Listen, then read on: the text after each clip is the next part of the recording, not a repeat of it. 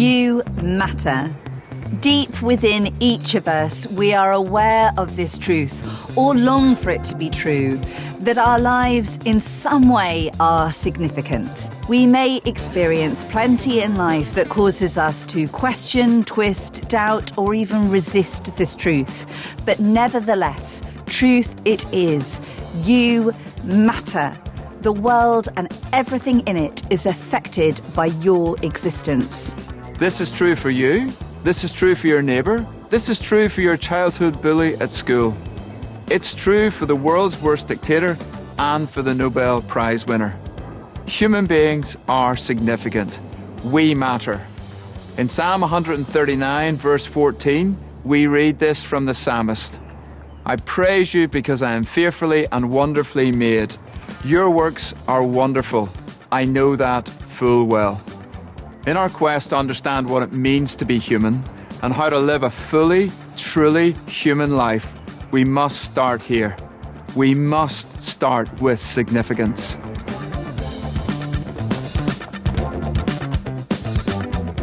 Each of us is searching for significance. We think we matter. We hope we matter. And sometimes we fear we might not matter. Throughout this course, we will consider together the underlying cultural stories and try to unpack them, thinking of them like a ginormous game of Jenga. And in our game of Jenga, the bottom section of the tower is made up of blocks representing secularism, stories of uncertainty, the idea that belief is up for grabs. We live in a secular story that radically changes the way we think. 500 years ago, it was almost unthinkable not to believe in God. Now it's almost unthinkable to believe in God. That's a big change in what is possible to believe. We live in an age in which spiritual possibility, transcendence, and the presence of God seem implausible, like blocks pulled away from our tower. This radically impacts how we and others think about being human. Dignity, identity, and human flourishing. Two key features are the contestability and the fragility of belief in our uncertain world. Secularism isn't simply about unbelief, but rather the contestability of belief. In simple terms, all beliefs, stories, and values are up for grabs. They are both contested and contestable for everyone. And all beliefs are more fragile. Now, the good news is that doubters are tempted to believe in God, but the challenge is that believers are tempted to doubt. It's more contested, fragile, and complex in our world for everyone.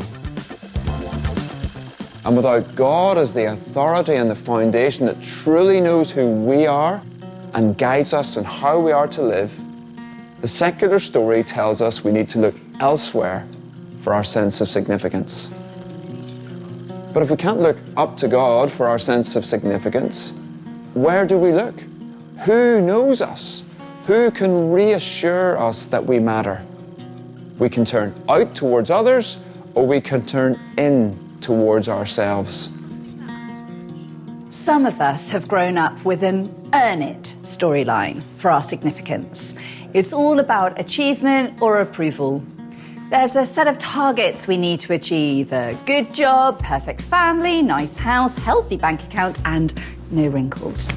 We need to prove ourselves, earn credibility, others' affection or approval. Our significance is based on how others see us.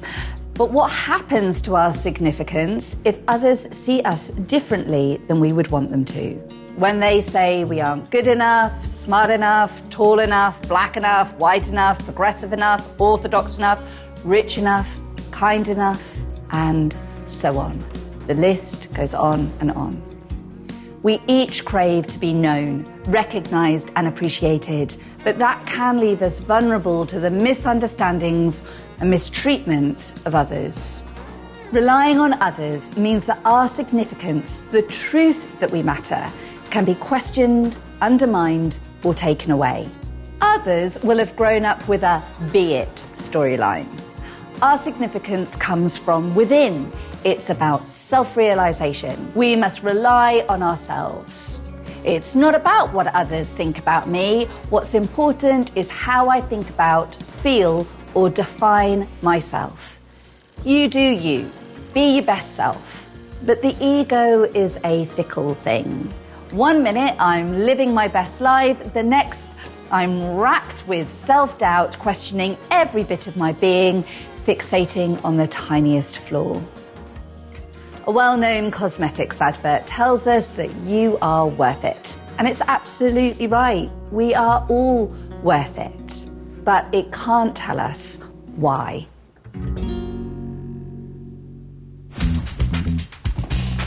The God story declares that you matter. It's not dependent on anyone else or anything you do. It's not dependent on how you feel. It's not conditional. It is a state of being. You matter. Fact. The narrative laid out in the Bible paints a picture that starts with a God who is good and true. His whole creation dances and reverberates with declarations. It is good, it is good, it is good, until he gets to us. And in Genesis 1:31, it says God saw all that he had made, and it was very good. Only as he makes humans in his own likeness to bear his image back into creation does God declare it is very good. We receive our significance from the one who made us and knows us.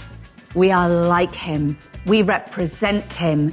We matter because he matters. You are significant because you matter to the creator of the universe. It's not about self-ID, but about understanding the self in relation to the Imago Dei, a fancy way of saying we are made in the image of God. In the beginning, there were two trees at the center of the garden, the tree of life and the tree of knowledge of good and evil. Adam and Eve must not eat the fruit from the second tree. All was good until one day when the serpent approached Eve for a chat. A conversation followed that sowed a seed of suspicion in Eve's mind. Is God truly good? The serpent is subtle. The weapons of the enemy are lies, and his battleground is the human mind. The deceiver flips God's invitation to life in all its fullness to make it sound stingy. He doesn't tell Eve to eat from the tree of knowledge of good and evil. Instead, he undermines her trust in God, suggesting that God is holding out, denying her something she deserves, and stopping her from living life to the full. Ever heard that accusation that God's a killjoy and religion is dull? This is where it all started. That whisper in her ear that she shouldn't trust God with what's important to her. You can know everything for yourself. You won't die, suggests the serpent. The seduction is that we can be the same as God, significant in our own right. Eve finds herself doubting the goodness and truthfulness of God. Can God be trusted? Eve saw the lush, tasty fruit and all that it promised. So she took some. She shared it with Adam, and together they disobeyed God.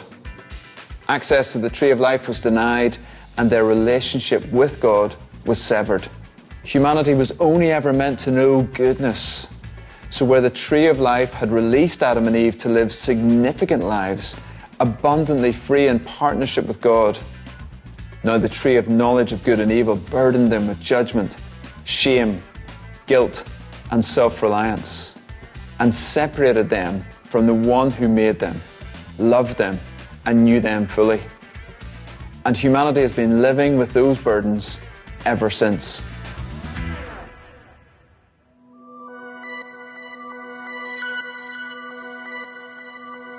The God story, as told across the pages of Scripture, pivots on one singularly significant life, that of Jesus of Nazareth. His has been the most significant and impactful life in human history, yet Jesus fails every typical test for significance.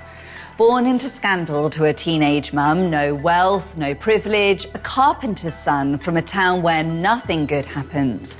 There was nothing about him to mark him out or to attract others to him. And yet, the New Testament paints the picture of Jesus as the ultimate divine image bearer. In the most amazing plot twist to the God story, God became human in Jesus, showing us who God is and what human life can look like. Writing to the Colossian church, Paul tells us that Jesus is the image of the invisible God, the firstborn of all creation. He is the only truly, fully human ever to have lived. By looking at Jesus in his life, death, resurrection, and ascension, we see what God is like and what it means to be fully human. The one place where Jesus did draw his sense of significance is from his relationship with God the Father. At his baptism and at the Transfiguration, God declares, "This is my Son, whom I love. With him I am well pleased." God knew Jesus, and God declared his full and true identity. That was the source of Jesus' significance, and it was all that he needed.